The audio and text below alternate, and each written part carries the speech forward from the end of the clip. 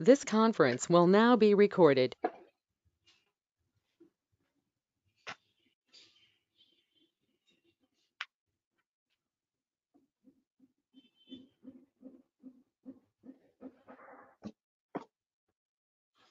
Okay, so I'm sharing your screen.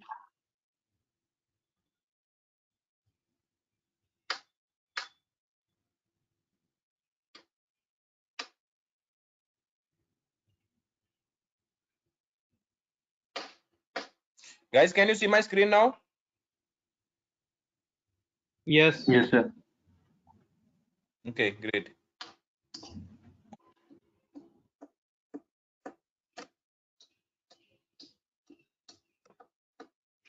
So quickly, I'm going to give you one overview of things which we discussed last week, like how to create machine and all. So do you have any problem with that?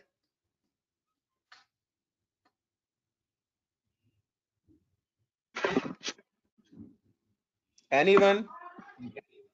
Any No, problem sir. creating EC2 machine? No, sir. There is no problem, sir. Only I want that you can say show the how to connect the like with the Git. Pardon, what did you say? Sir, only I want to see the process how you connect the AWS with the Git or Putty, sir. Okay, not a problem. I'm going to demonstrate you that. Okay, sir. Okay, so first of all, let me create one EC2 machine once again.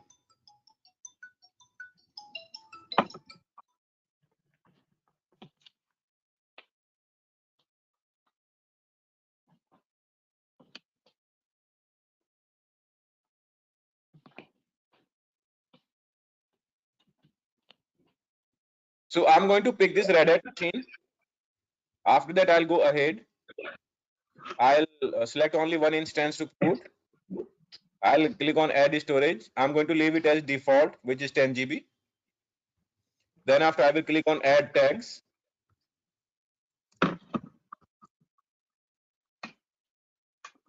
I'm going to name it as demo. I will select security group where I will name it as demo.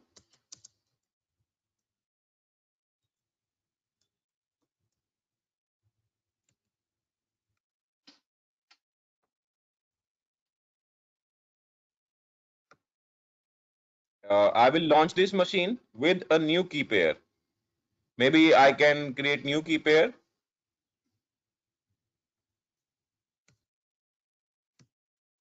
Demo key. I will download it. The key has been downloaded and now I can launch this instance. I will go and I will review this instance.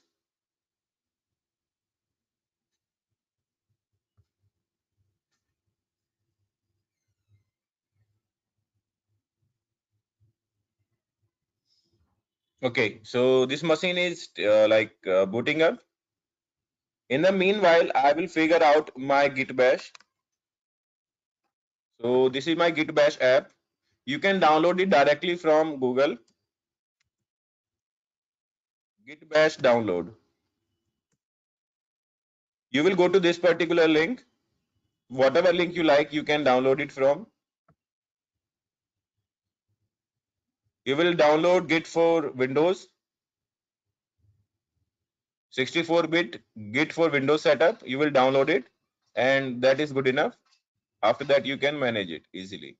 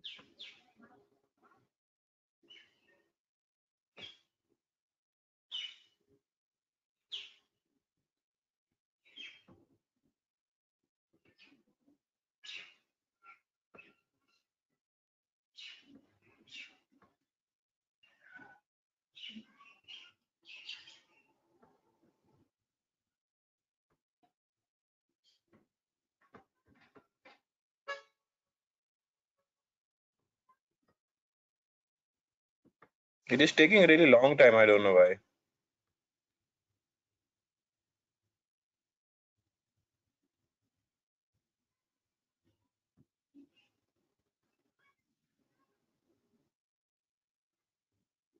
Let us try another operating system. It could be problem related to operating system.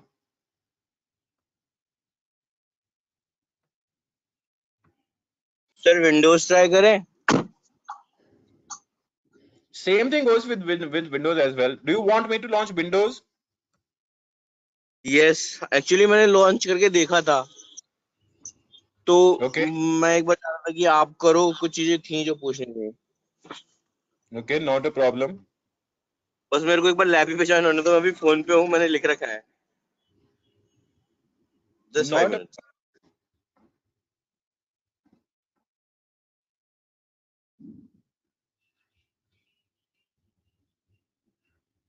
so let's take this Windows machine, Windows 16 base server.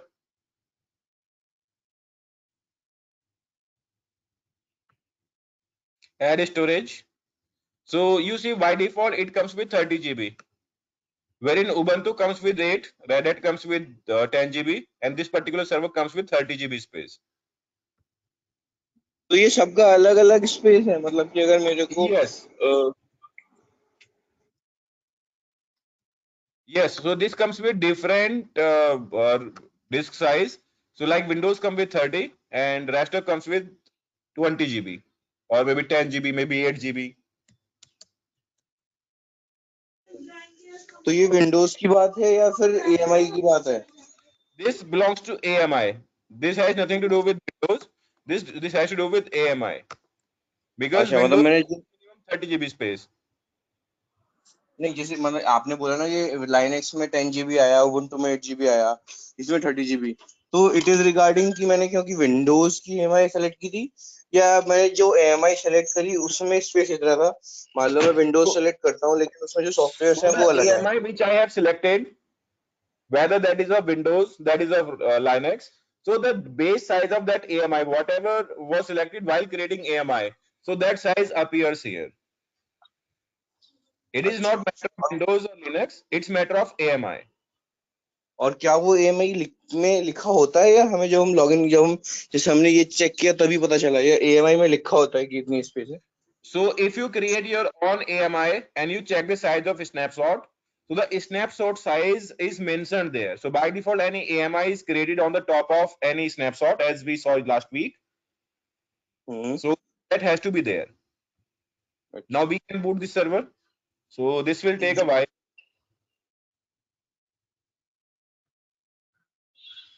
Okay, in the meanwhile, this server has come up. I'm going to demonstrate that how to log into like Linux machine. Okay. Then after, in the meanwhile, Windows server will come up and we will demonstrate. We will do a demo for Windows as well. So I will copy this and I will go to my Git bash. I will go to downloads folder. And then after I will paste that command here.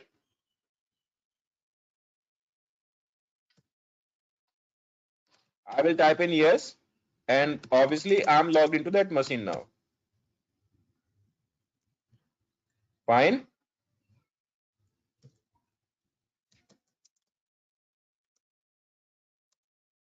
Or whatever software I want to install, I can easily without having any problem.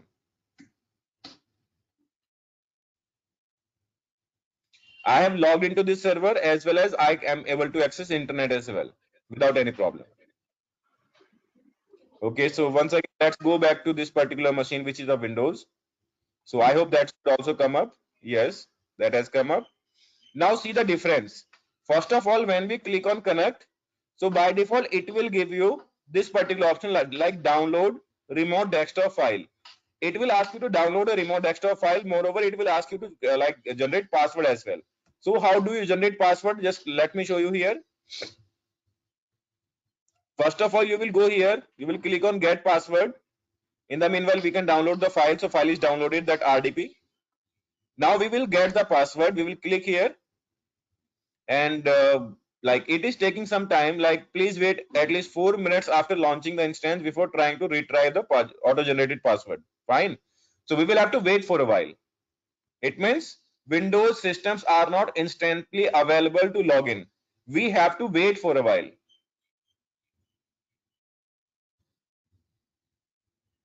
So in the meanwhile, if I try to click here, so it will ask me that do you really want to log into this server? So this is server IP address. I will click on connect, and now it will ask me the password.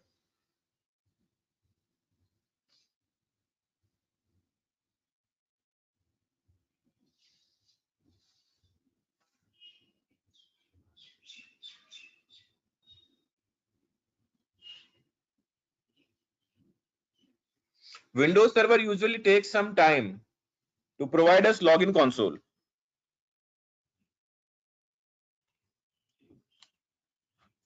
Now it is asking me the password, but I don't have right now. So I'll have to once again go and get the password here. So now I will choose the file wherever I have kept my file, like with under downloads I have, and this is the file which I have.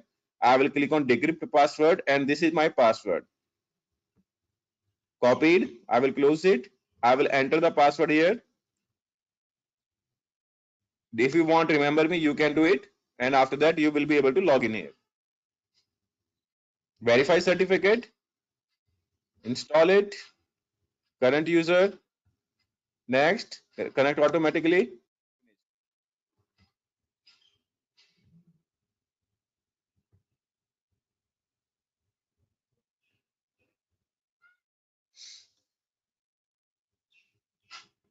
So now you are logged into your Windows server.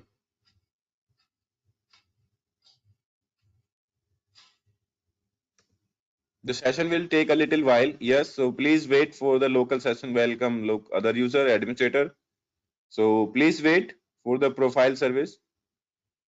And now you are logged in with admin user on this remote server.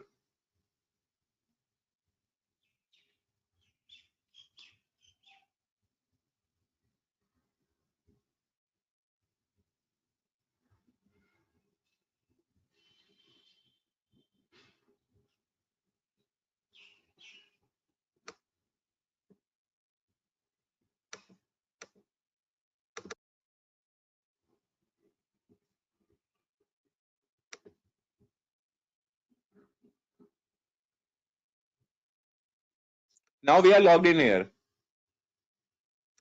This is that Windows machine which we have just created.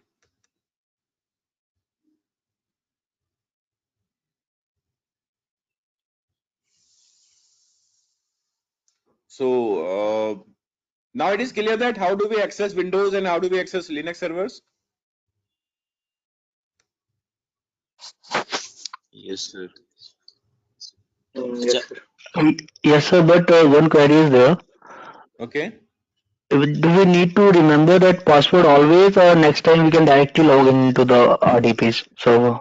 So see, the condition is if you do not click on that remember password, then you will have to provide password every time whenever you will log in. For example, if I terminate the session and I try to log in again. So if I click here, and as you know that I have have copied my password here, so I can just easily log in there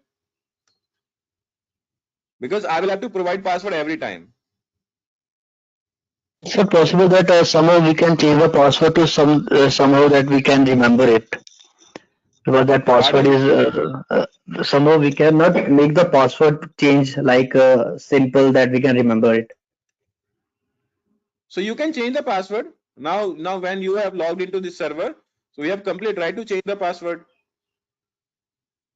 You will go to control panel and you can change the password. Like similar way that like we change in the our system. Yes, now you are managing your Windows server only, nothing else. You go to your user and user account. You go to this particular change password and your current password, whatever you have. Now your new password, confirm password, password hint, and change password. That's it. So it is not mandatory that if you have generated your if you have your auto generated password, you cannot change it. Easily you can change it.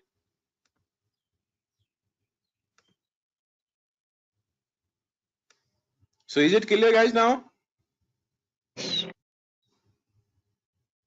But Yes, like, sir. Sir, I have one more question. yes. Sir, as you told that while creating the instance, every time we have to terminate the instance after our work is complete. So if we will terminate that, sir, the work will get deleted or we have to stop the instance. So if you want to retain your, if you want that you should be able to get the same instance back, then in that case, you will have to stop the server. Rather than terminating it, you will have to stop the server. Okay, sir. Okay. So it will But not as I charge do not, anything.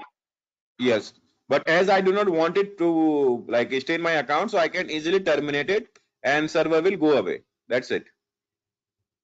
So now I'm going to tell second server as well because I do not want this to be running because like today we are going to perform something others.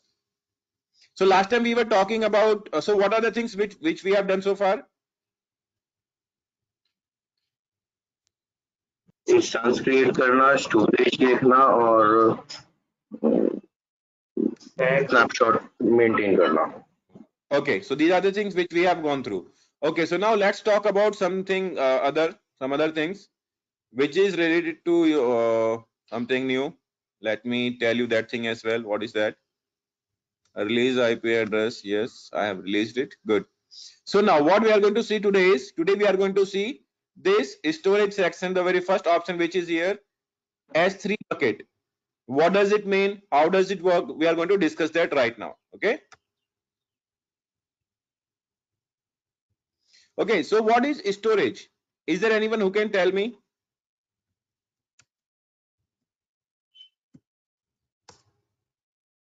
Guys, can anyone tell me what is storage? So it is a file system where we can store the files. Okay. Anything else?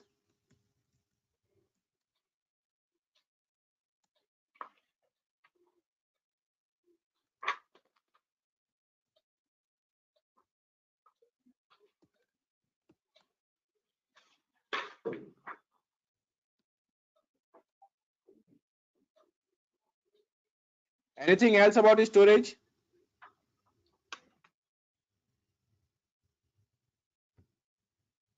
So, okay, I have a question. How many types of storage do we have?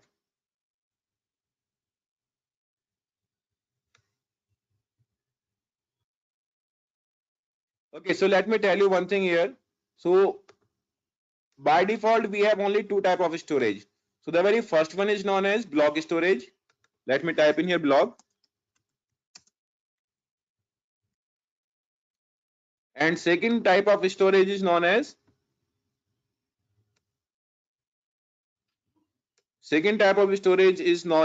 your object level storage.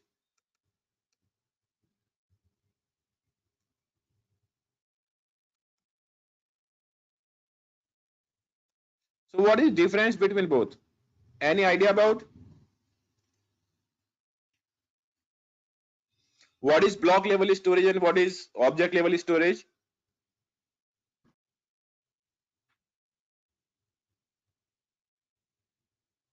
Sir, block storage is similar to elastic block storage or it is different? No, let's not talk about AWS. I'm just talking about in general. I'm just trying to ask you a question in general. What is object level storage and what is block level storage?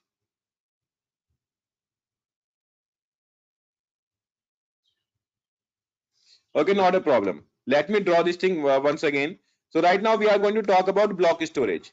Okay, just see that how does it work. So we have two hard disks here. Two hard disk means every hard disk has a size of maybe 500 GB. This is hard disk device and the size of this disk is 500 GB. Fine.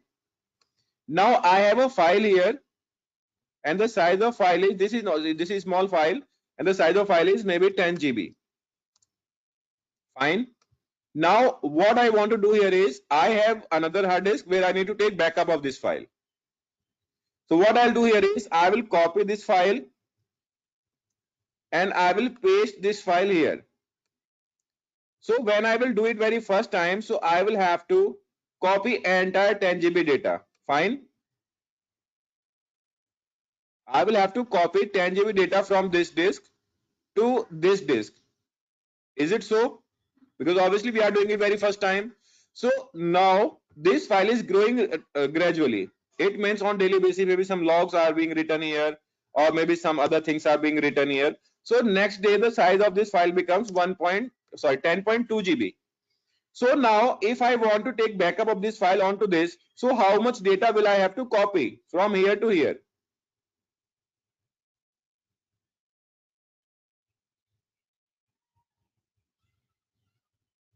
If I need to take backup of this complete file from here to here, so how much data will I need to transfer from this particular file to this particular file? How much data will I need to copy? 0.2 GB. Pardon? 0.2 GB. 0.2 GB. Good. Okay. One more example. Let us take one more example here. And the example is going to be this time object storage. This example which I just gave you guys, so this belongs to your block level storage. Next example here. Sorry.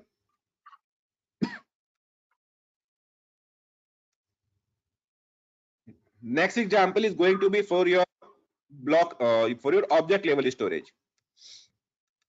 Once again, we have a file of 10 GB and we want to copy this file to some other hard disk. So for sure, very first time I will have to copy this entire object. Let me type in here first of all object block level.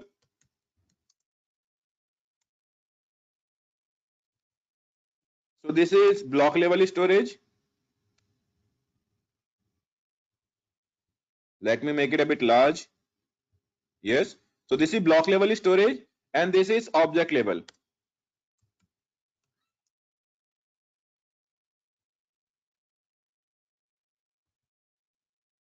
So now what is the difference between both?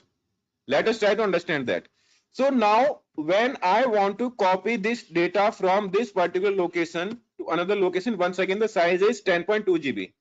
If I have to make a copy of this data from here to here, so keep this thing in mind, I will have to copy entire 10.2 GB data in case of object level storage, wherein if I have to take backup of this file here, so I will have to copy only 0.02 GB data or 0.2 GB data I will have to copy. So I'll be copying only, let me click here,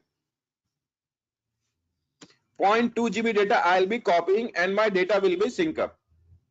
So this is the basic advantage of block level and file level.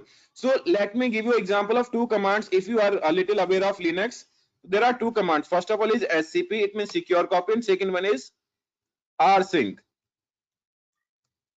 If you have heard these commands, so rsync works on block level and your SCP works with object level. Okay, so I have two options here. First of all is SCP and second one is rsync.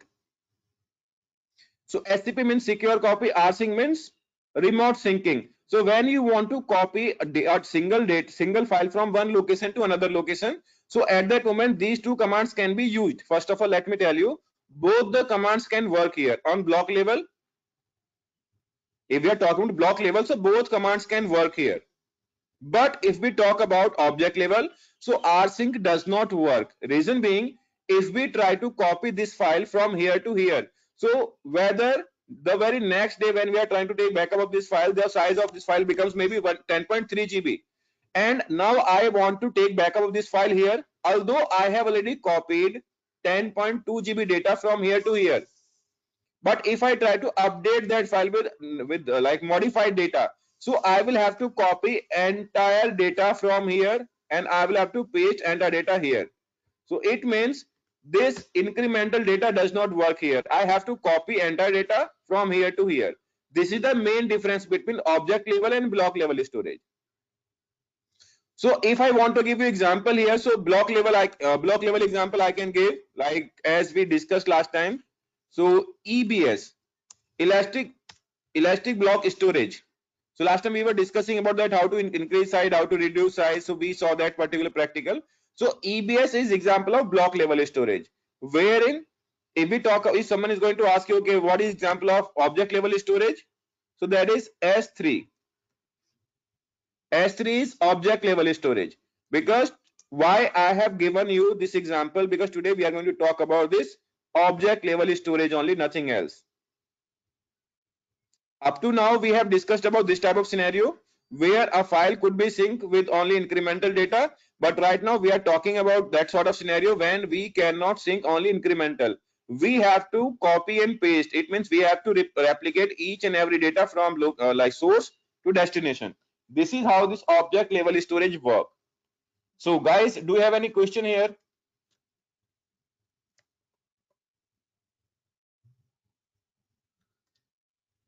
Guys, do you have any question? Sir, can you please explain the block level again? Pardon? Sir, can you please explain the block level again?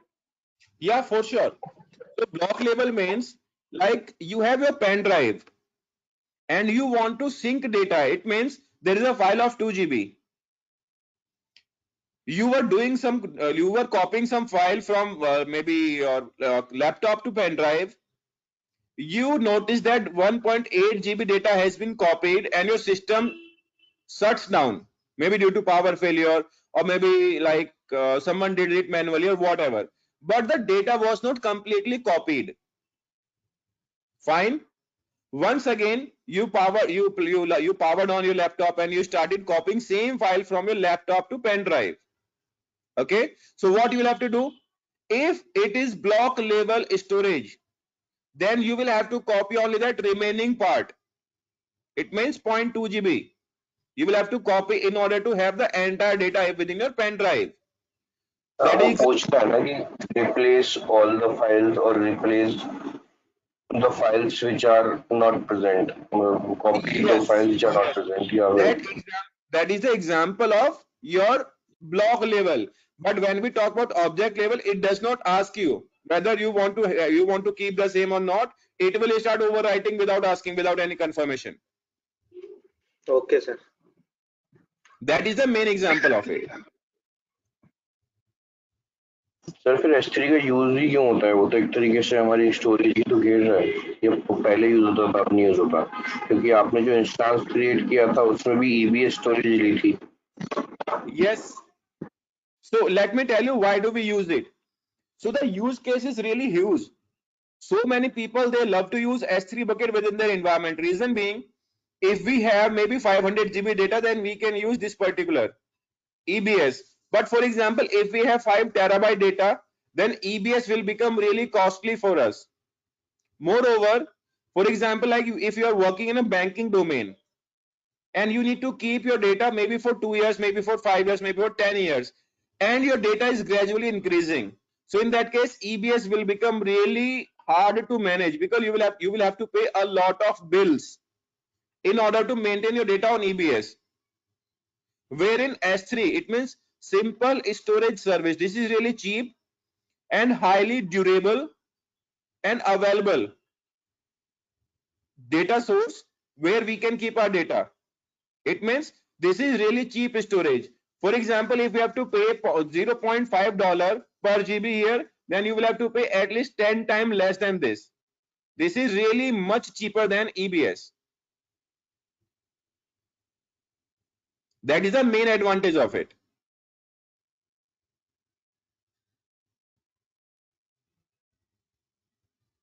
Okay, so now let's talk about this particular, like what is it, how does it work.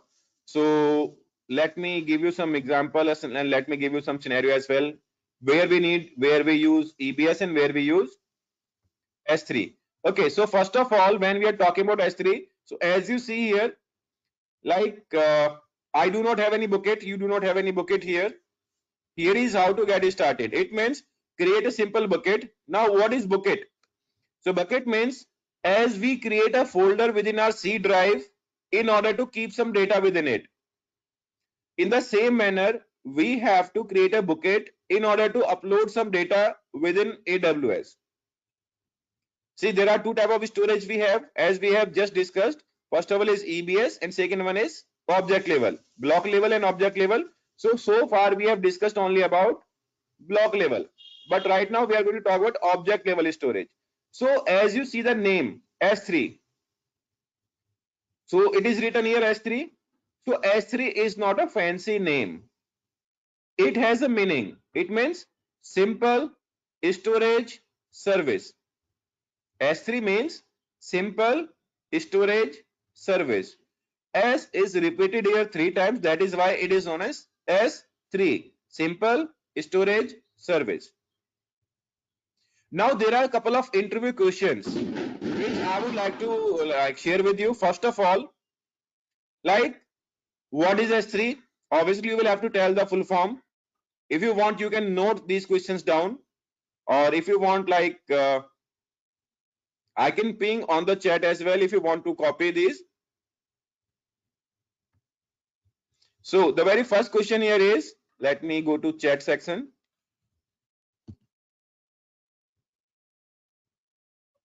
Okay, so what is S3? So the answer here is simple storage service. This is the answer. Now, how many S3 buckets can we create?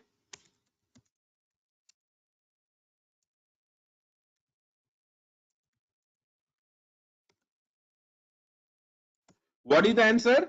By default, you can create up to 100 buckets within your S3. By default, you are allowed to create 100 S3 buckets, wherein you can keep, okay, next question could be like, how much data can we store?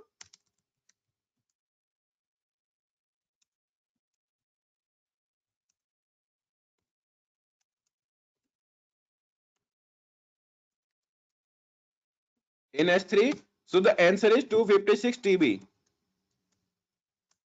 So we can store up to 256 terabyte data within one S3 bucket. So you can assume here 256 into 100 TB data you can keep within your AWS S3 account.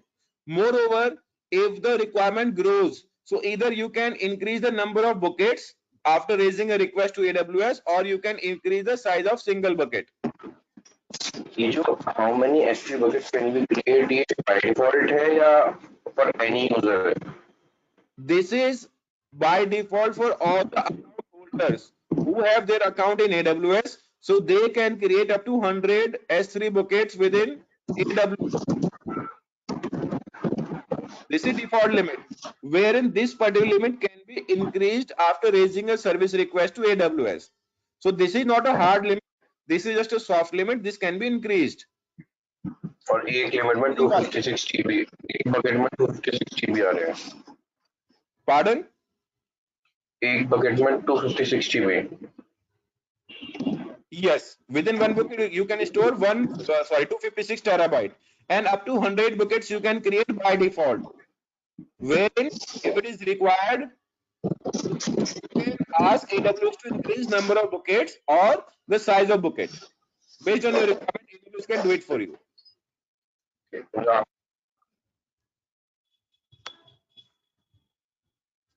Okay, so next question here is, can we host a website here?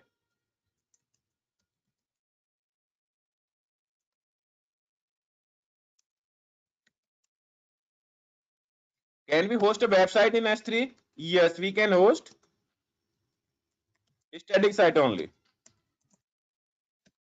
We can host only static site within AWS S3. So these are basic questions which we in general have to answer. And now we are going to discuss about other things, like what S3 is and how does it work. So first of all, let me tell you, this is a global service. Like when we were talking about EC2, so while we are working with EC2, so we have to select a region before we start working with any specific operating system. Whenever we need to work with EC2, we have to select a region here. But in order to work with your S3, there is no need to create, or there is no need to select it, select reason. Fine. So let me go here. Let me click on S3, and this settings will go gray out. It means there is no need to select any reason before working with S3, because S3 is a global reason. S3 is a global service. Like you can read the message here, S3 does not require reason selection. Okay. Now we are going to create a bucket. So what is a bucket?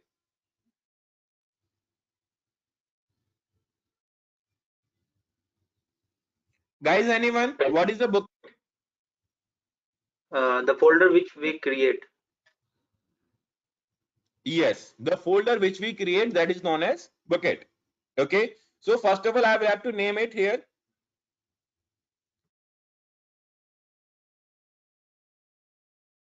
Okay. So first of all, I will have to give it a name. And once again, this is going to be one interview question. This does not come in exam, but in interview usually people ask it. So I'm going to give it a name as test. Now there is a particular reason to select. There is a particular option to select reason. What does it mean? Earlier, when I was working with this option, so AWS says that S3 does not require a reason selection. Fine. But when I go here and I try to create a bucket, it gives me option that you have to select a reason here. So what does it mean? As per our instance, Come again. What did you say? as per our instance, जहाँ पे हमारा instance create होगा जिसके corresponding हम storage create कर रहे हैं वहीं पे ही. Yes, for sure, you are absolutely right in this term. So let me tell you, this particular based on, like, I am running my infrastructure maybe in Ireland region, maybe in Oregon, or maybe in some other region. So wherever my servers are running, so I would prefer to create my S3 bucket within same region where my servers are running. First of all, I can access my data very faster. Moreover, the data transfer charges will be very low. So this is how we have to select a region here. So I'm going to select Mumbai only because I'm going to create my server here in Mumbai. Okay. Now, do you want to copy permission from an existing bucket or what?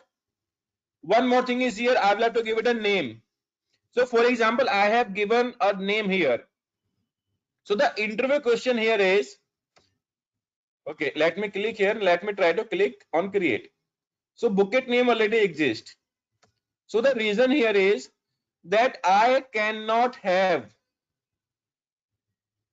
I will repeat, I cannot have such a bucket name which is already exist, not only within my account, but within AWS, within that region.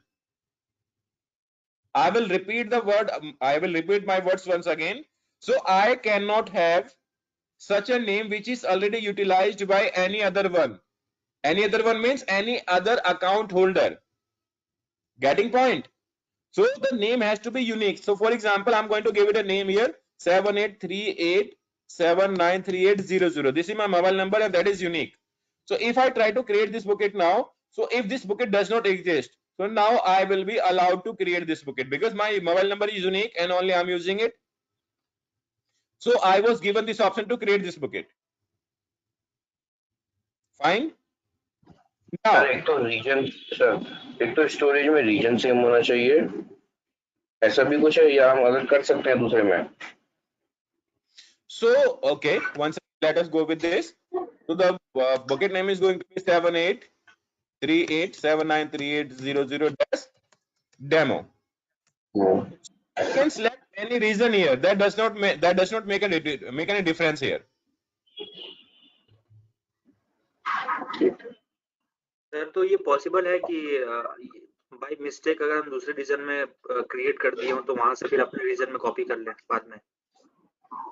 So, like you cannot copy, you can copy data from one region to another region, but you cannot shift entire bucket. It could be possible the name which is available within Mumbai region, that name may not be available within Ireland. So what you will have to do there is, in order to transfer data, you will have to create one new bucket, and after creating that bucket, you will have to transfer data from one account to another. Okay, sir. you will have to copy data from one bucket to another bucket. So I can create that bucket here.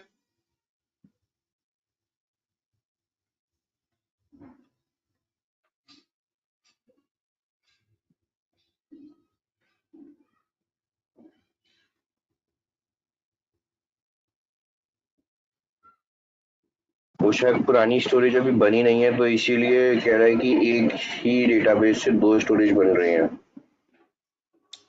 Once again, let me try it with the same name.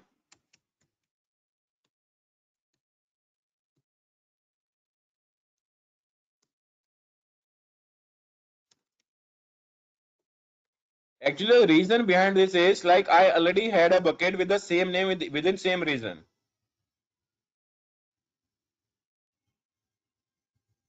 Now it is created. Because that time, if you remember, when I logged into my account, I deleted one bucket with the same name. That was with this name 7838793800. So that was taking some time, and if I created with another name, so that is created because names has to be unique. One more thing, like this is your bucket name, this is your access policy, and now this is the region. Like this is Singapore, this is Mumbai. One more thing, when the bucket is created and how many regions are there where you have created buckets. One more thing, AWS S3 bucket creation is free. Lokendra does demo. Whatever name I want, I can give it. Not a problem. But keep this thing in mind. That name has to be unique. So मतलब हमें इसमें 256 TB का space मिलेगा. yes, by default, I can upload up to 256 terabyte space. 256 terabyte data I can upload here. Within this bucket, 56 terabytes, same thing here, same thing here. Okay, one more thing. Like if you see, so I have created 3 buckets within 3 different regions. So you can check that how many regions I'm utilizing where my data is getting uploaded. So 3 regions are here. If I create one more, maybe I want to create here maybe 78738383838 or something like name I want to give, and I want to create in Mumbai knowingly. So you will see here the number of buckets will increase, but the reasons are going to remain same. Because I have 2 buckets in Mumbai region only. Getting point? Sir एक चीज और है, ये अभी सिर्फ मैंने bucket create करी है, अभी मुझे इसे अपने सर्वर से भी तो लिंक करना होगा ना. Yes, I will have to do that. I will do that, not a problem. I will show you how to do that. So is this thing clear to you guys now? One more thing, if you see, so first of all the buckets which are created with numeric, then alpha numeric and alpha, and after that alpha. So these buckets are listed like this. Okay, one more bucket if I create like, I'm going to create a bucket. So I'm going to create the same bucket, but Z is placed before it. So I can pick maybe any other reason, maybe Stockholm I can pick, and I'm going to create this bucket. So if you see, so all the buckets are just placed here in alphabetical order. Getting point?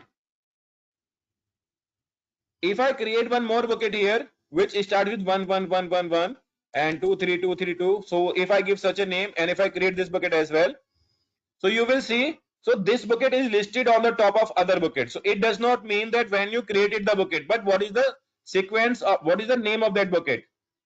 So first of all, it picks with alpha, it picks the numeric. After that, it goes with numeric and alpha, and after that, it goes with alpha. So this particular terminology is known as lexology. So AWS S3 buckets are listed down in lexological order. Is it clear to us, guys? So this is listed down in lexological order. Okay. Now let us talk about that if we need to update some data here. If I need to upload any file, so what I'll do here is I'll go to my server, I'll go to my desktop. Okay, then after I will create a file here. Index.html, I will type in here, so this is S3 S3 bucket. I will save this file and I'll go back here. Maybe I'm going to upload within this particular file. Okay, let's upload in demo file, in demo bucket. So I clicked there and I try to upload this file. I will click on add file. Now it will ask me that to like where from I want to upload. So I've selected my file. I'll click on upload. So yes, now the particular file has been uploaded here. Index.html. This is the name of file. Fine. But if you see here, earlier there was no such option like storage class. But right now I can see the storage class here. If I click here, storage class, so there are multiple storage classes available. What are the storage class? I'm going to show you that.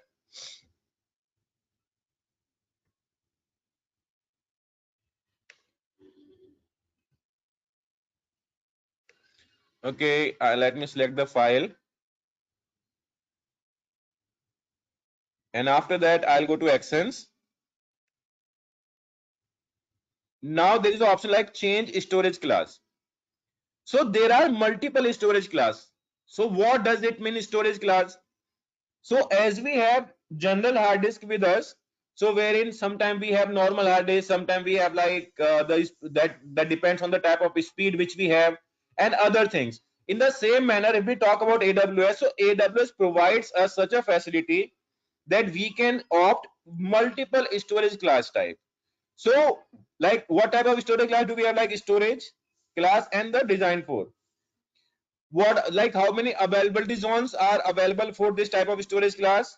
What is going to be minimum storage durations? Like how AWS bill for the particular objects which are kept in this type of storage class. Like what is minimum billable object size? Now monitoring and automation fees and retrieval fees. So this is the particular chart which you can go through with. Usually this is used when you want to keep your data for really long time, maybe for 10 years, 20 years, 50 years. So these storage class are useful then. Now I have a request to make here that once you will do the practical, once you will try to perform the practicals, then please go through it once. Like what is standard storage? If you have such files which you have to download multiple times in a day, that sort of files which you want to download multiple times in a day, then you have to choose this standard storage class. Second one is intelligent tiering, long-lived data with changing or unknown access pattern. For example, there is a file which you have not accessed for last 20 days, but within a single day you accessed that file maybe 10 times. Fine. So that is unknown access pattern. You do not know like when and how you will be retrieving that, like accessing that file, but yes, you know that you will access this file. Now what is next? Standard IA, it means infrequent access. For example, if you know that the particular files which you have uploaded within S3 bucket, you are not going to access those files very fast. It means not couple of times in a day, maybe once in a month, once in a week. This sort of pattern, you know that you will be accessing this file. So you can opt this particular storage type. This will be like cheaper than this particular class type. But you will have to upload data at least for 30 days. If you opt this storage class, then at least for 30 days you will have to keep your data here. Now one more thing is here. For example, you uploaded a file. If you see the particular size of this file which I just created here, so the size of file is maybe 18 KB or maybe like couple of bytes only. This is 18 bytes. You see here. So if you upload that file here, so at least AWS will charge you for 128 KB. Whether you are going to upload a file of 2 KB here, but AWS will charge you for minimum 128 KB. Is it clear, guys?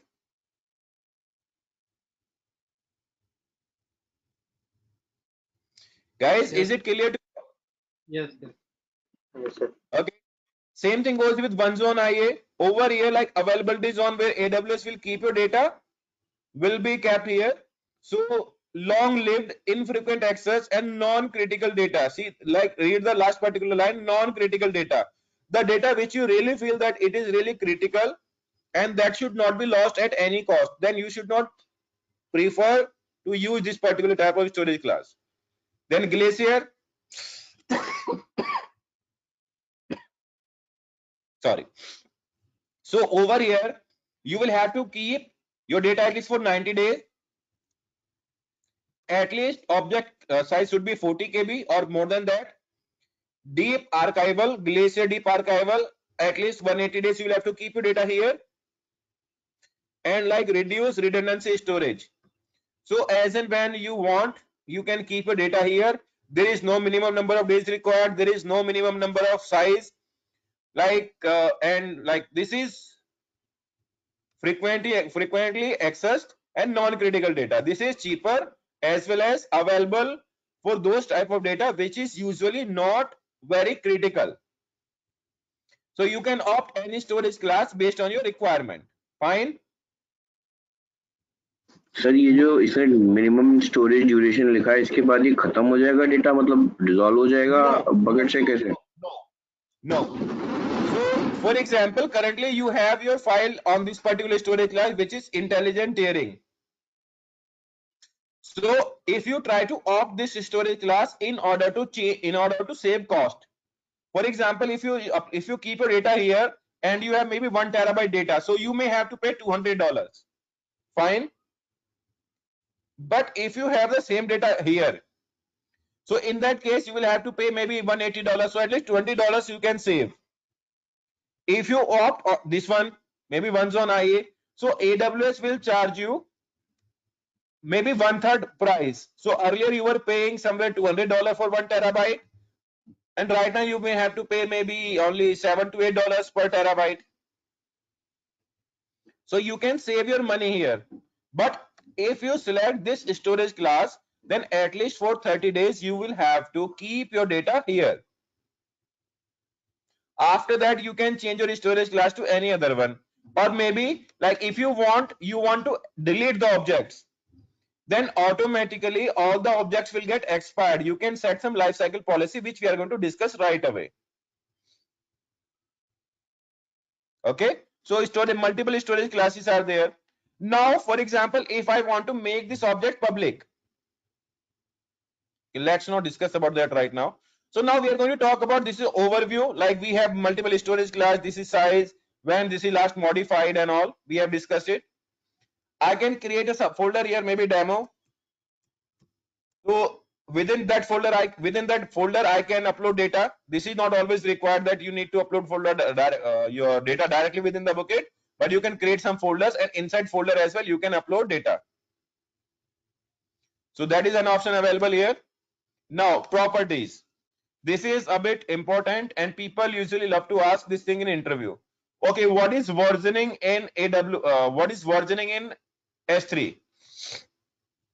So versioning means if you want to upload multiple files with the same name.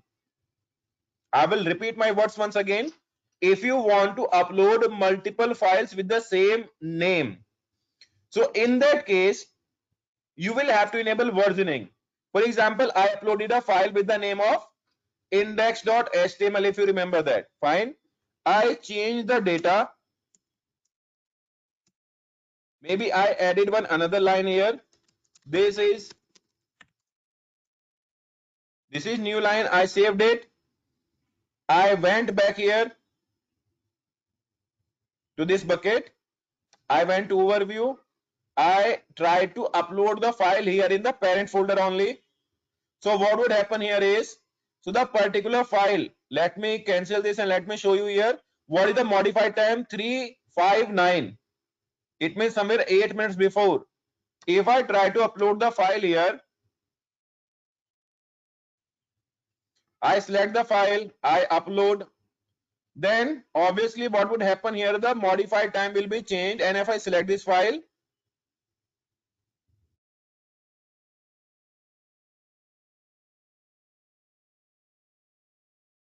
so if I select this file, then there will be only one latest version. There is no previous version. It means the previous file has been deleted. Getting point? But what if I want that previous version should be available as well as latest? So for achieving that option, I will have to enable this versioning.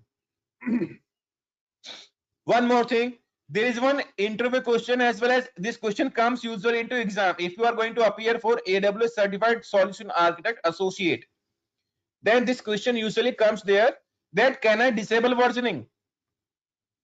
So the option here is, once you enable the versioning, you will not be able to disable it. You can only suspend it. Either suspend or enable. There are only two options. I'm going to enable it. Now, if I want to disable this versioning option, then I am not supposed to disable it.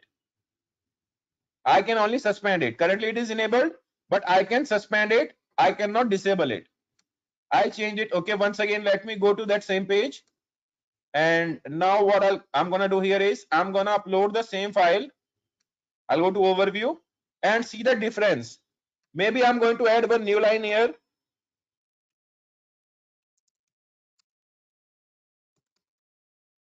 This is Lockendra. I have added new line here. I will go to S3 page. I will upload this. I will add a new file here with the same name, and I'm going to upload it. Now you will see the difference. So the time has been modified.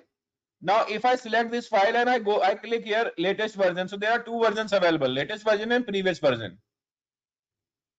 So whatever version of file I want to download, I can easily download it. Getting point? So the name of file is same, index.html, but my previous version is also available for me to download.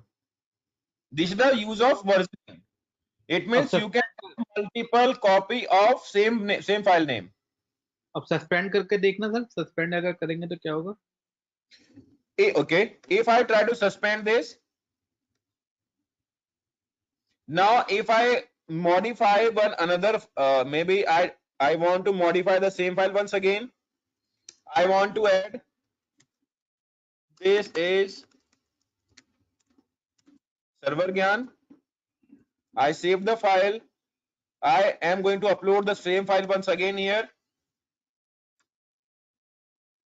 If I add file, same file I'm going to pick. You will see the difference that file updation time has been modified here. If you select the file, so only two versions are available.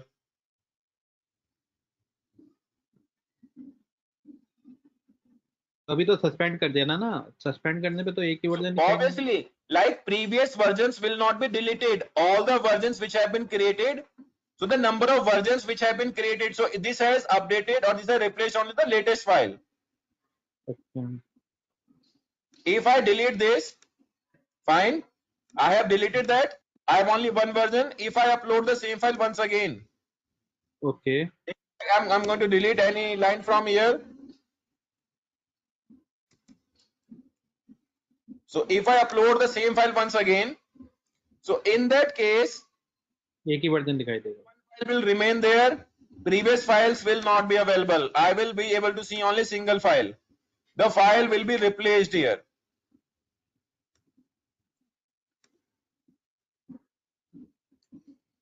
Do you see here? Earlier versions are not available. Earlier versions are not coming here now. Okay. This is the advantage, or this is the utility of versioning. Okay. Now let's go to property server access log. Yes, what did you say? S3 free होता है ये? Chargeable नहीं है? This is not free. For example, if you have a file which has a size of maybe 20 GB, okay, and if you're going to upload a 10 version of same file, then you will have to pay 200 GB. Okay. So all the versions which you will save within S3 bucket, then you will have to pay for all the versions, whatever will be retained within AWS. Okay. Getting point? Okay. Just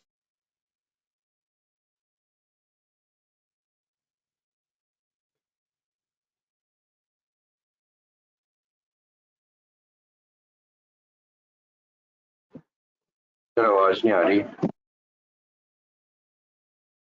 I was not speaking then. I said for a while. Okay, not a problem. So now we are talking about this server access logging. What does it mean? Server access logging means, so if you are going to host your website within S3, we will see how to host a website here. So if you are going to host a website here, and in that case you want to record that how many users have come from where, how many times people have accessed my web page. So you can enable logging here, as we usually have log on Apache, Nginx, Tomcat, maybe IIS server on Windows. In the same manner, we can enable logging here. But for that, we will have to select a bucket. Moreover, we will have to select a folder like where we want to save the data. So I can save it. So now whenever anyone will try to access my website, whenever anyone will try to access my S3 bucket, so at that moment, I will be able to see who accessed it. So next, static website hosting. This is one important feature, and this is usually used within organizations. So whenever you want to launch one static website, for example, I want to launch about my biodata. So I can use this website. You can upload your resume here, and by uploading your resume, then you will be able to share this URL to anyone, and the person will be able to view your resume online. So the index page, index.html, I'm going to see. If you have any error page, if you want to do some redirection, so like all the options which you have within your Apache, Nginx or any web server, so all the options you have available here as well. So yes, I have saved it. But see, after saving this, so you are going to see one new URL here. If you click on this URL, so it is saying permission denied. What does it say? Permission denied. And why does it say permission denied? Because the particular object which we have, that does not have permission. Because right now public access is denied here. I will have to click here. I will have to go to permission tab. Then after I will click on edit. I will unlock this. I will save it. I will click on confirm.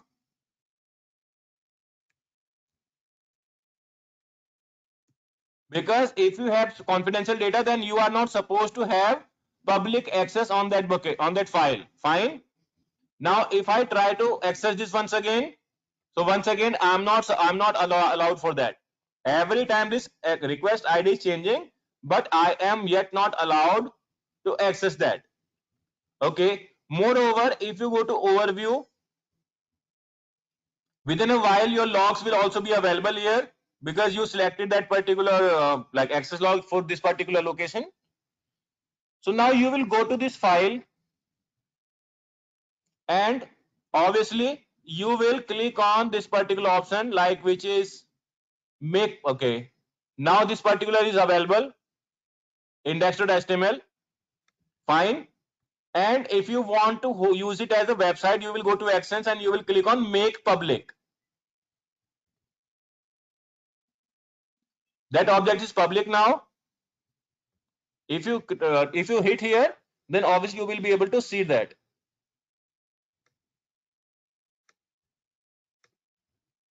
Earlier this was giving me an error like forbidden, and but right now I'm able to access it. So this is how whatever file you have, you can upload and you can make that public. It means your static site is hosted here.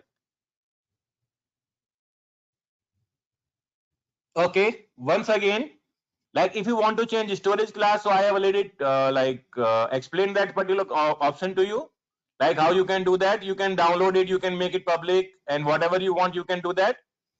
Moreover, like there is a particular permission tab, like we have access control list, like who can access this particular bucket. You can allow some other account holders, maybe there is a particular account 9999, so whatever account name you have, so you can give that particular person access onto this bucket.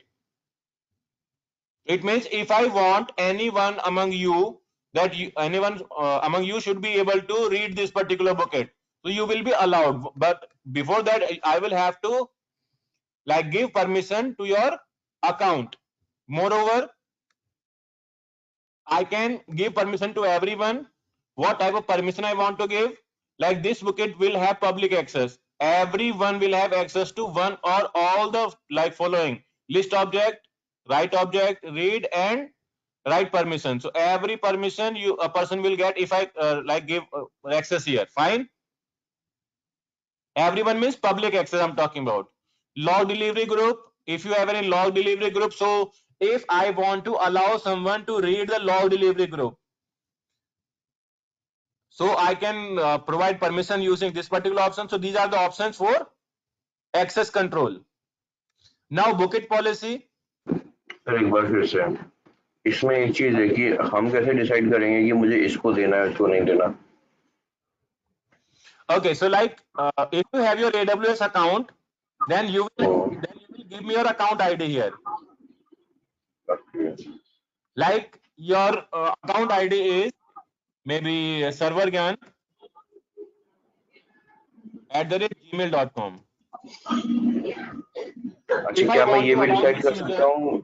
क्या मैं ये भी decide कर सकता हूँ कि क्या मैं ये भी डिसाइड कर सकता हूँ कि इसमें मैं चाहता हूँ कि अच्छा ये ऑप्शन मैं ये ऑप्शन चाहता हूँ कि ये चीज देखे, सिर्फ रेस्ट्रिक्टेड अमाउंट ऑफ डेटा देखे, सारा का सारा ना देखे. So for that you will have to place some bucket policy here. Okay. So if I want to save it, so the canonical ID of my another account is this one. So canonical ID is already picked. And if I want to remove access, so what I'll do here is I will click on delete and that's it. That's gone. So this is how I can manage policy, access policy. Okay, in the same manner, if I talk about management. So as we were talking about that I have an object and I want to place some rule here, maybe demo rule. So what I'm going to do here is, this will be really interesting. So storage class, for example, my current version and my previous version. Okay, guys, remember one thing, that if you remember that there was a time when we had two different versions for the same bucket. If you see here, if we select a file, if we click here on this file, then there were multiple versions here. You remember that when we enabled versioning, there were multiple versions here. So right now when we are talking about management and we are going to place a rule here, maybe demo. So this give me an option that I want to like place this rule for current version or previous. Previous means like my versions, my versioning option. Okay. Okay. So I can add a rule for current or maybe for both or maybe any individual options. Okay. Now add transition. So first of all, I will have to select a option here like after 30 days. First of all, my object will be moved from standard storage class to like standard IA, and that particular data will be like days after creation. When data will be created after 30 days, that will be moved to this storage class. Then after maybe intelligent tiering, after 60 days I want to move to this, or maybe after a couple of days maybe I want to move it to OneZone IA. After 90 days maybe I want to move it to some other class, maybe after like couple of maybe 120 days or whatever. But keep this thing in mind. हम ये days भी change कर सकते हैं. Pardon? हम ये days भी change कर सकते हैं, इसमें एडिट का ऑप्शन है. Yes, maybe 180 days. और अगर कम करना चाहें, जैसे इसमें बाय डिफॉल्ट 30 था, 30 से कम हो जाएगा क्या ये? So if we make it maybe 10 days, then it will give you the particular warning that a minimum 30 days is required before transitioning to standard IA storage class. Okay, मतलब नहीं हो सकता. Yeah, you are right. Moreover, like transition small object to Glacier or deep archival will increase cost. For example, if you have 10,000 files, or maybe you have 10 lakh files, you are going to transfer those files from your standard storage to Glacier. Then every file, whatever you will transfer, I will repeat the words once again. every file whatever you will transfer, so that will cost you $0.005 per file. I will repeat once again, $0.005 per file you will have to pay to AWS. It means if you are going to transfer maybe 10 lakh files, then you may have to pay $1,000. Sir file में चाहे वो 1 KB की हो चाहे वो 1 GB की हो, Whether that is of 1 MB or whether that is of 10 GB. One file means one file. Per object we are talking about. So AWS has nothing to do with object, but number of files. The file size may be of 10 GB, maybe of 10 MB. AWS will charge you same. Fine. So this is how you can place your request here. Maybe next transition you can add here that expire object.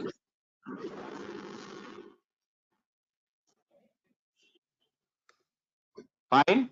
And if you click on acknowledge, you will click like I'm going to give you one demo only. After that, next cleanup, like configure expiration for current version. After how many days you want to expire the object?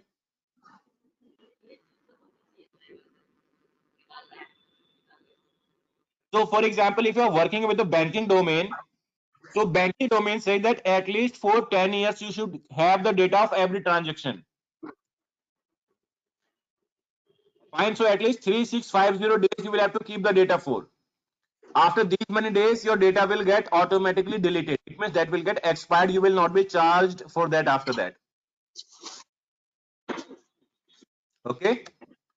After that, I will click on next. You can read whatever you have configured, and these options are always editable. Not only once you save it, maybe even after saving it, you will be allowed to modify these particular rules. You will click here and click edit, and these are editable. Click on next. Like you can remove any transition or you can add any transition here. Fine. So these are always editable. Now, if you talk about like replication, so replication means like you have two buckets. Let me go to my dashboard once again, S3 dashboard. Like currently we are working with this bucket. So you want whenever you upload any file here within this region. So the region here is Singapore. So you want whenever you upload any object within Singapore region, that should get replicated to another region as well, another bucket as well, just for backup purpose if you want. So what you will do here is you will go to management. You will click here for replication. You will add rule. Now you have this option. First of all, it means if you want to enable versioning, if you want to enable replication, then you need to have versioning enabled on both buckets, source as well as destination. Without enabling versioning, you cannot replicate the data from one region to another, or maybe one bucket to another. So for now, I'm going to enable it. This is going to be my source bucket. And after that, I'll pick my destination bucket. Maybe I can pick anyone. Maybe I can pick this one. Now it is saying that versioning is not enabled here. I will enable versioning here as well. Then after that, here are multiple options, like you can even upload or you can replicate data from one account to another. See, from one bucket to another, from one region to another, from one account to another account. So these options are given to you. Okay. Then after you will click next. You will like select a role, create new role. You will create what is role we will discuss later on. Name, lock, whatever name you want you can give. Like this is just a rule name, nothing else. You will click next. These are the details which you have configured, and save it.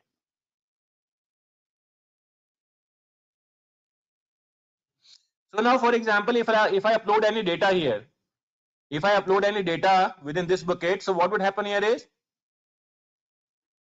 if I go and I try to upload any file here, let me go to my downloads, and maybe I want to upload this demo key file. I want to upload it here. Obviously, I'll delete it later on. So file has been uploaded here. So where I uploaded this file? Within this bucket. Okay. But if I go back and I click here and I go back to this bucket, so that file should be available here as well, because I have enabled versioning. So within a while that file should come here as well. This is first time it is happening. Otherwise it is almost real time.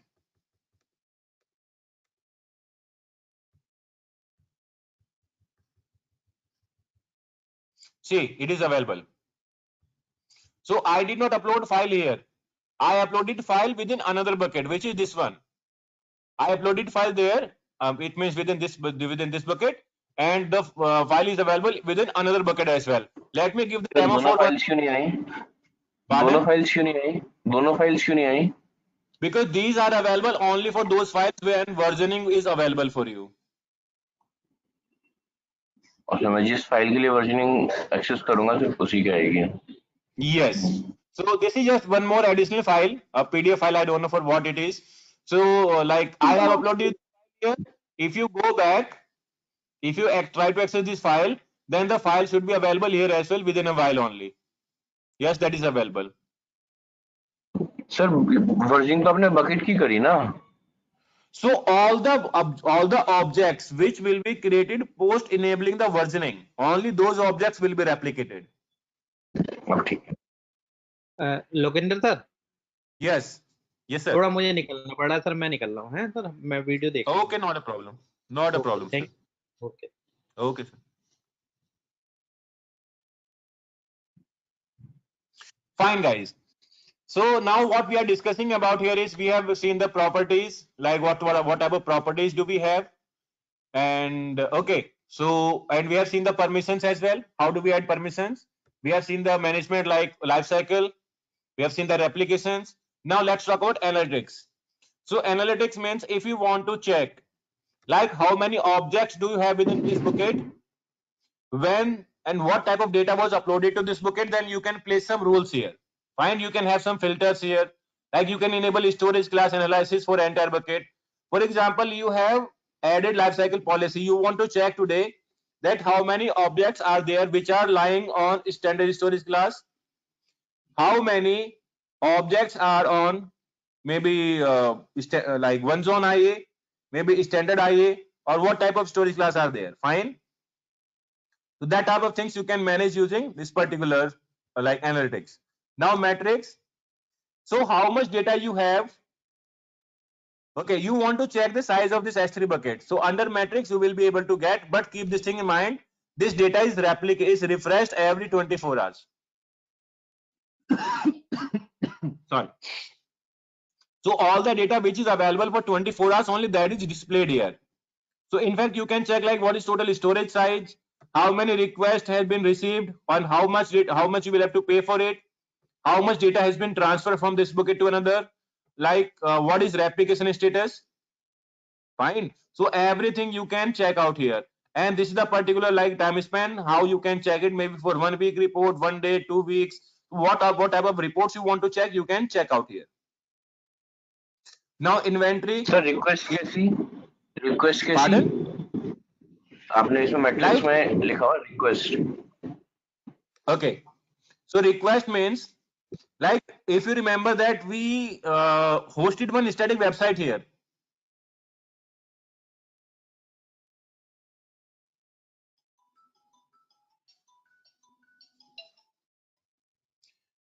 Guys, just a minute.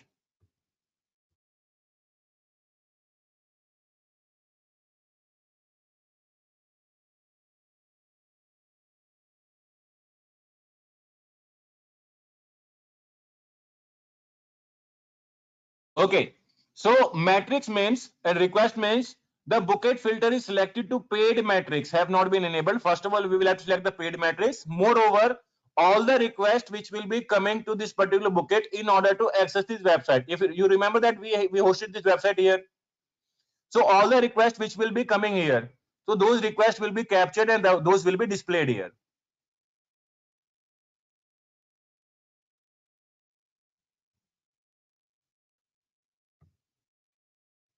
Okay. Now this is access point. So this is new feature which is provided recently, maybe like somewhere 2.5 months before only. So access point is used to provide access to your bucket. It means in order that you do not want that anyone from internet should be able to access, but all the users and all those resources which you have within your own account should be able to access this bucket. So you can provide that using access point. We will discuss that when we will perform the operations or we will perform the practicals for VPC. Because for doing it, like as it says that cloud VPC access point, access bucket resources. So as VPC is introduced here, so VPC will be required. Fine. Then after you can create access point easily. You will give it a name and virtual private cloud name. You will have to specify where from you want to access it. Like VPC ID, you will have to specify, and that's it. You will be able to access it. So we will see it at that moment when we will be talking about AWS VPCs. Then we will discuss about this particular option in further more detail. Okay. So this is all about S3. Moreover, like couple of things are left related to properties like object level logging. This option was remaining. So object level logging means, so there is an option known as CloudTrail. For example, like if there are 5 users in my account and I want to check that who is doing what. For example, there is a user known as Abhishek. I asked Abhishek to delete one server and he deleted some other server which was production server. Okay. So if I want to track that who deleted this, I am trying to ask Abhishek, okay sir, did you delete it? Abhishek is saying, sir, I did not. If I am given a task to identify that who has deleted that server, how will I do that? So for doing that, I will have to enable logging, that whoever is performing whatever in my account, I should be notified for that. Then object level logging can be enabled using CloudTrail. So CloudTrail is an additional service within AWS which holds information about your API level logging. So that can be enabled and S3 will hold the logs for that. Now data encryption. Whatever data you will upload within AWS, so that data will be encrypted using these 3 algorithms like AES 256, AWS KMS. So by default you are given couple of like mechanism here. So only you will be able to see your bucket data, no other one. It means you are going to encrypt your data. You can save it and that's it. Now whenever you will upload data, that will be encrypted. For example, if you want that if you have uploaded any object, that should not get deleted, so you can enable object lock, but this can be performed only in that condition when you are going to create a bucket. So you will have to enable that. So it means Amazon S3 currently does not support locking object lock after a bucket has been created. So either you will have to enable this object lock at the time of bucket creation, or you will have to contact to AWS support for this. So if you have object locking enabled, objects will not be deleted automatically. Now events. So you can have notification enabled here. For example, like if someone is going to put a file, put means upload a file. If someone is like deleting anyone, resource like restore initiated. If someone deleted any file and after you have like initiated restored, so you will get a notification for it. So this is used for notification purpose. For example, like if you are going to copy object from one bucket to another, and that is your sensitive data. For example, I have a bucket where I have given access to maybe Kshitij, fine, and Kshitij is trying to copy data from my bucket to some other place. So if I have enabled this option, then I will be notified immediately, like immediately using email. Fine. So by doing that, obviously I will be able to get alert, and like no one will be able to steal my data. Maybe I can like add some email ID here and that's it. So by doing this, I will be notified. It means all the events and type of events are like, this is interview question. Like how will I be notified if any object is deleted from my S3 bucket? So obviously delete marker created. So it means if any objects get deleted, permanently deleted, like or any RRS object is lost. So whatever actions you are seeing here, so based on every particular operation, you can get an like event notification. So that is how it works. Now this requested page option here is, for example, I have one file within my S3 bucket. Okay, but I want that the particular user who is going to access that file should be paying for it. Let me give you a scenario. I have an AMI. AMI means Amazon Machine Image. The size of that image is maybe 500 GB. I have stored that image within my bucket. Now, if someone is trying to create one server from that image, so first of all, that image will be transferred from my account to that person's account. Okay.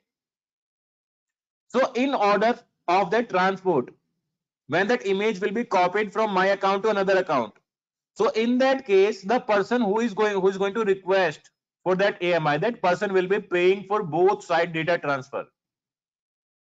But in that case, the particular file should not be world readable. Moreover, this is applicable only for those users who have their AWS account.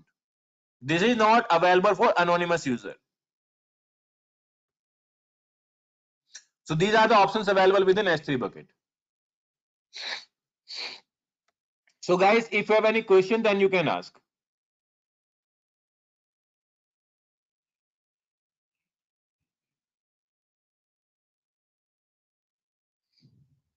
Any questions, guys, within S3? Otherwise, we are going to go ahead with another topics.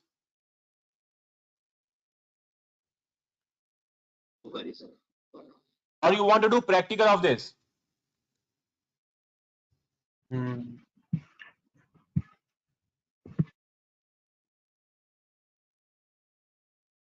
So I don't have any problem with either of option. If you want to go for practicals, so like I will allow you to do practicals. Then after we can discuss further topics. Otherwise, I'll move forward towards those topics.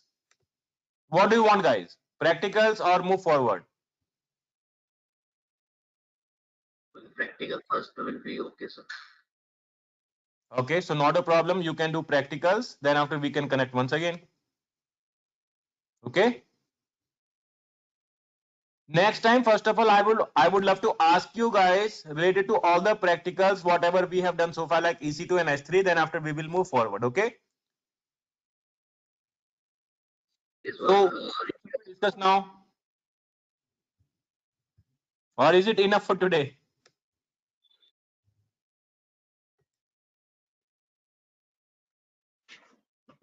Sir, we can start a new topic little bit. Okay, so when we will get the link for this video, so we can do practice.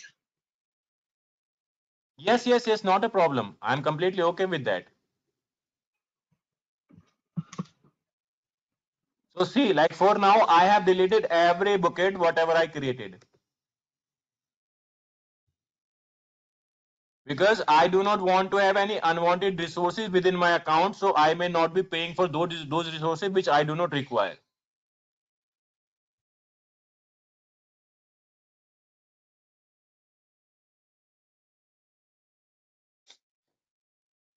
So okay, for now, what I'm going to do here is we are going to talk about one further option which is covered under EC2 only.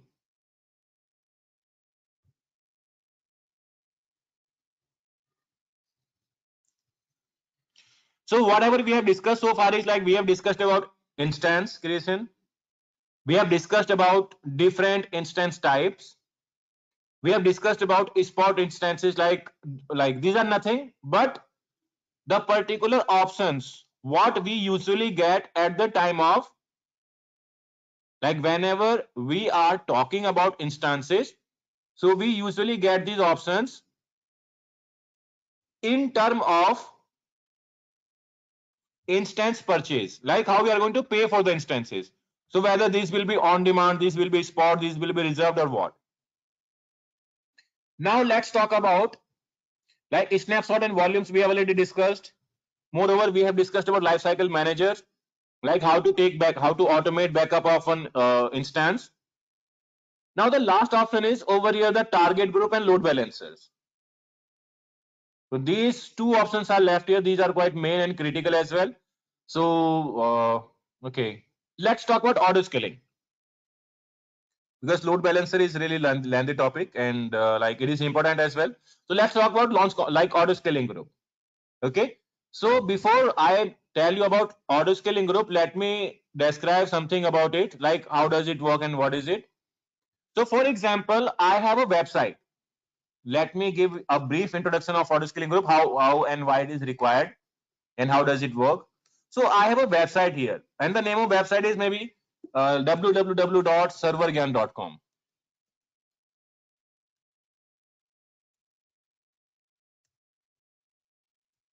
Okay, this site is working fine.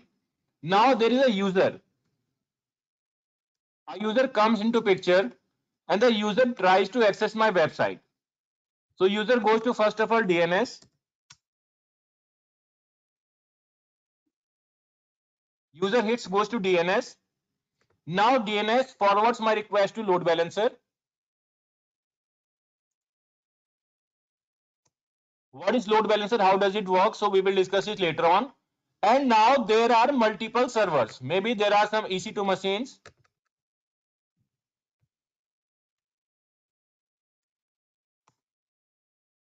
Maybe there are 3 EC2 machines placed. Fine. Okay, okay. So there are these EC2 machines placed which are working here.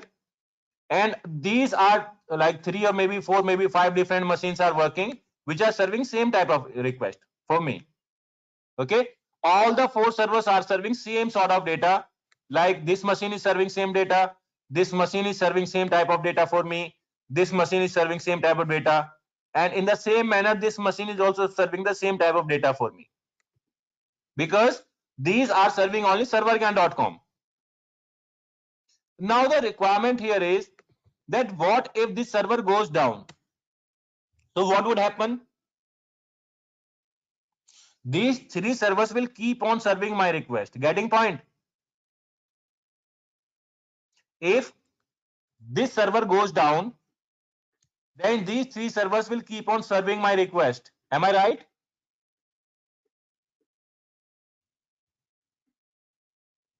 Guys, am I right?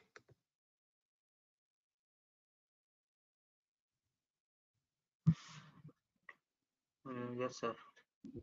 Okay, what if this server also goes down then? Then these 2 servers will keep on serving my request. But this is not the right way. When I have selected these 4 servers, so at any given point of time, these 4 servers should be available for me. Isn't it? These 4 servers should be available for me at any given point of time. So how will I manage it? How am I going to ensure that these 4 servers will be working for me at all given point of time? Maybe if due to high load the server goes down. So how will I ensure it that this server will come up once again, or maybe any new server will be created here automatically without my intervention required? So for achieving this particular option, we create auto scaling group.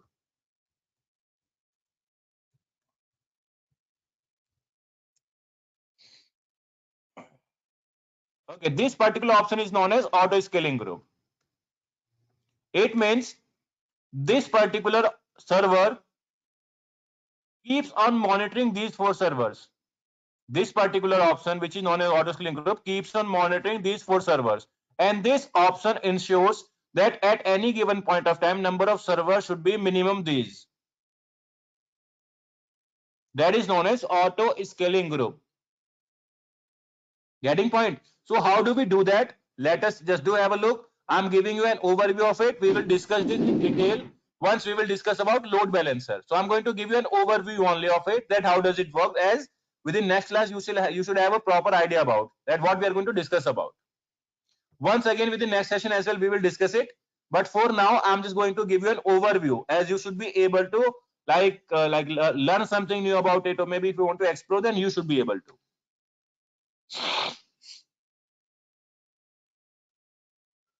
Okay. So how does it work? Automated provisioning. It means no human intervention required. Adjustable capacity. Whenever load is low, so it will downgrade number of servers. It will reduce number of servers. Whenever it is required, it will upscale the servers. Moreover, launch template support, that you can have multiple type of servers created within same particular service. So for doing that, we will create auto scaling group. But see, there are two options here. There are two steps. First step is create launch configuration template. We will have to create. What we are going to do here is we will have to create launch configuration template here. Second option will be auto scaling group creation. Now, what is launch configuration template? What is launch configuration? So launch configuration is, you remember that we created one EC2 machine. In the same manner, we will have to select one AMI. Same manner, we will have to select one EC2 machine. Like what type of hardware we are going to use, we will have to give a name. Maybe demo we can give. Then after, are these instances going to be spot instances? Then you can go for bidding or whatever. Fine. Once again, we will have to add the storage, like what storage is going to be there. Then after, what security group we are going to provide. So maybe I can allocate some other one, maybe demo SG, whatever security group I want. Then after, I will have to specify here like launch configuration. What key I'm going to use, maybe demo key or maybe my other key. So demo key I'm going to use. I will have to acknowledge. See the difference here. Before this particular option, we used to get launch instance, if you remember that. Right now, what option we are getting here? That is create launch configuration, because this is not going to launch the instance right now. This is going to create launch configuration template. Okay, so template has been created. Now what we are going to see here, we are going to create auto scaling group. What details we are going to do here is maybe like demo ASG, demo auto scaling group. We can give it a name. We can start with this with 2 servers. What VPC and what subnets are going to be there? So yes, we have selected. So will it receive a traffic from any load balancer? If yes, then okay, we will have to specify the target group or whatever, because we don't have a load balancer. So right now we are going to leave it as default. So as I told you earlier, that we will be discussing this option once again with load balancer. But for now, I am just giving you an overview of it. Need not to worry about if you say that like real time scenario we did not understood. So not to worry about that. I will demonstrate this option to you guys once again within next session with load balancing. Moreover, I will tell you that how and what do we do in real time scenario whenever we manage auto scaling group. So what are the steps, what are the things which we perform with auto scaling group? I will once again explain within next class. So for now, I'm going to configure scaling policies.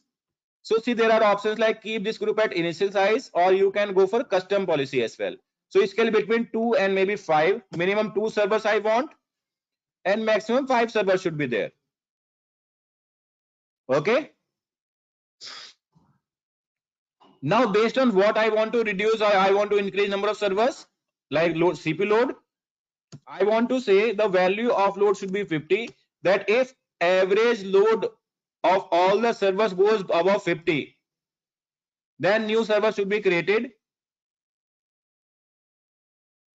For example, like there are multiple options like application load balancer request per target, CPU utilization per instance, network in, network out, bytes, CPU average utilization. So like I have 2 servers, and if the average of both servers load is above 50. So in that case, it will create one new load balancer. Okay, it will boot a new server. Then after instance will need maybe 60 seconds to boot up. It means within 60 seconds, new server will come and will start serving your traffic. Okay. Now I will configure notification. I will configure notification here. So add notification if you want. So if you want, you can configure, otherwise you can leave it default. Then after you will have to configure tags, like why you are creating these servers, maybe name and value I want to give as ASG auto scaling group demo, whatever name you want you can give. Like tag new instances, whenever new instance will be created, so those will be tagged from here. You will click review. So whatever steps you have performed so far, so you can easily view that here, like how many subnets you are going to see, what is going to be group size minimum 2, maximum 2, fine, and group size 2, everything you can easily check out here. Then after create auto scaling, once you click here, so you will be able to see, if you go here, like instances are 0 currently and this particular option, but if you go to instance sections, then you will see that 2 instances have started booting up. What is the name? Demo, ASC demo. When it is created, just before movement. So everything you can see it here.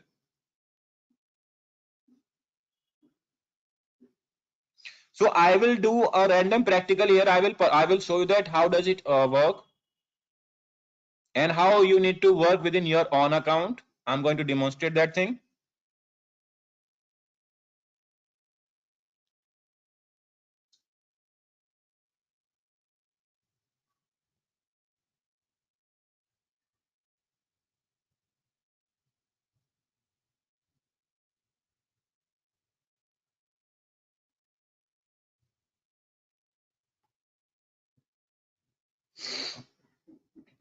Okay, fine. So as you see that 2 servers have come up.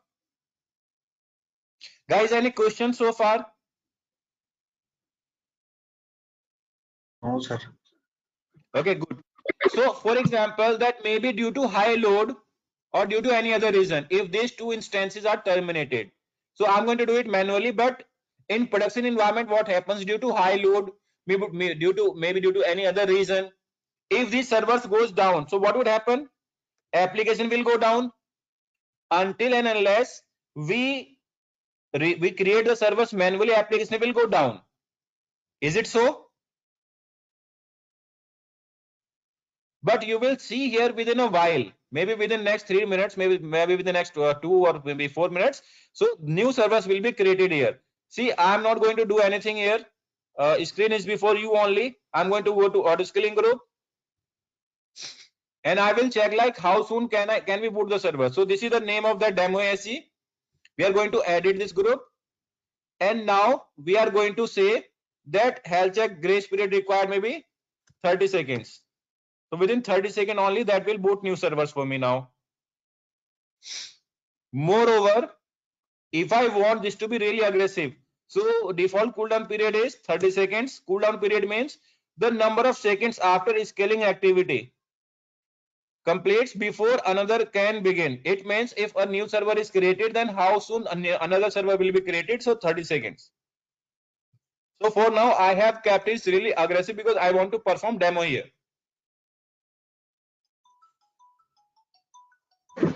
Sir, it means. Hello?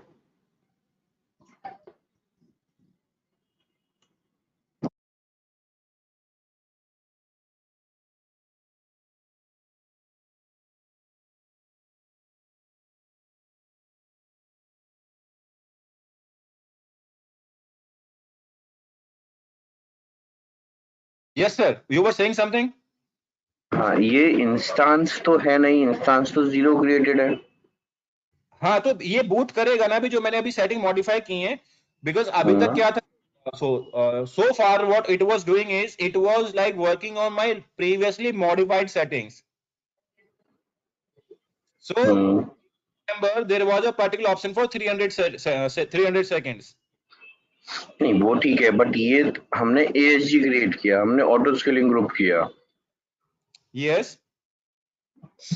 तो वो अच्छा उसने दिखाया 2 instance create 2 Dzire, ठीक है। अच्छा instance सिर्फ आपने वो क्रिएट कर दिए, लेकिन उसके बारे में क्या क्या होना है वो भी कुछ नहीं हुआ।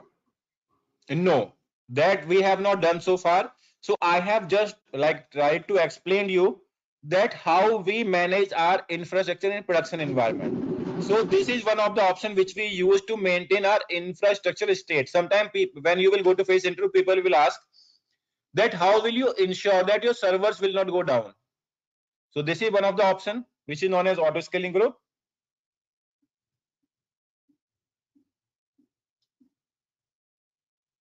Getting point? Yes sir. Yes. So okay, so within a while only that new instance will come up here. So if you see that 2 instances have been spinned up, suppose a new servers have come up automatically. Once again, if I delete this server, then once again it will come up automatically by that auto scaling group. And one more thing, like if you are fed up with this practical, if you are done with this, so there is only one option.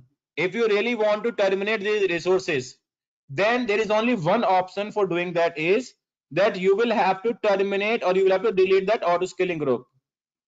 Until and unless you delete this auto scaling group, you will not be able to shut down or to do anything with these servers which are running by that auto scaling group. Like you will keep on terminating these servers and auto scaling group will keep on, like, okay, you thought, okay, I'm done with the practical and I want to terminate this server now. So all the servers are terminated, all the 4 servers which were created, so these are terminated now, and you will log out from your account. Let us assume that you logged out from your account. After 5 minutes, once again, there will be 4, maybe 5, maybe 10 servers. So based on your this auto scaling group, minimum number of servers will keep on running every time until and unless you delete this auto scaling group. For deleting it, you will go here, you will click on delete. But I just want to show you guys that sometimes this happens. So there was a student of mine when I used to teach in some of institute. So he launched somewhere 5 servers at a time. He attended my class of Sunday. He went back home. He did practical on the same day. After completing his practicals, he deleted all the 5 instances which were created by auto scaling group and he logged out. Very next Saturday when he came to institute and he saw there was a bill of somewhere $300 within his account. $300 because he did not boot these micro instances. He created some big instances. But by the grace of God, it was very first time and he created account before a month only. So AWS waived that off. Otherwise, it was somewhere 20,000 rupees, which was really hard for him to pay. So I'll suggest you guys not to commit. Okay, once again, one instance has come up. So guys, I'll request you not to commit such kind of mistake, not to repeat that sort of mistake by you. I would request you once you are done with the practical. So please guys, it's a request to you. So please delete your auto scaling group in order to save money. Or if we have plenty, then we can party or we can do something else. मैं ओ dashboard पे ये चीज नहीं दिखाता कि auto scaling group बना हुआ है या नहीं बना हुआ।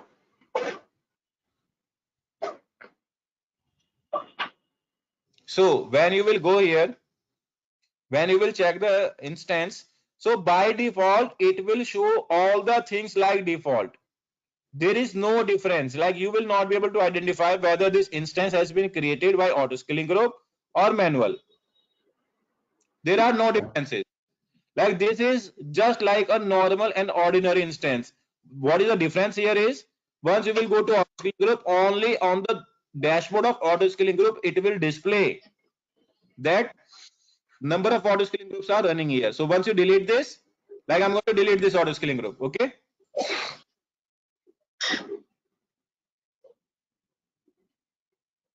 and we are done with it.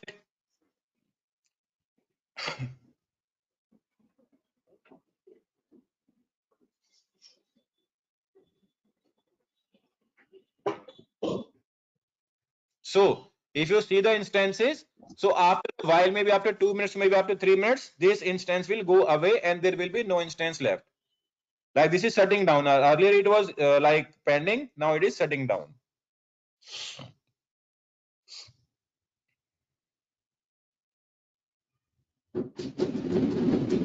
So guys, just do the practical for these things, or shall we move for load balancing as well?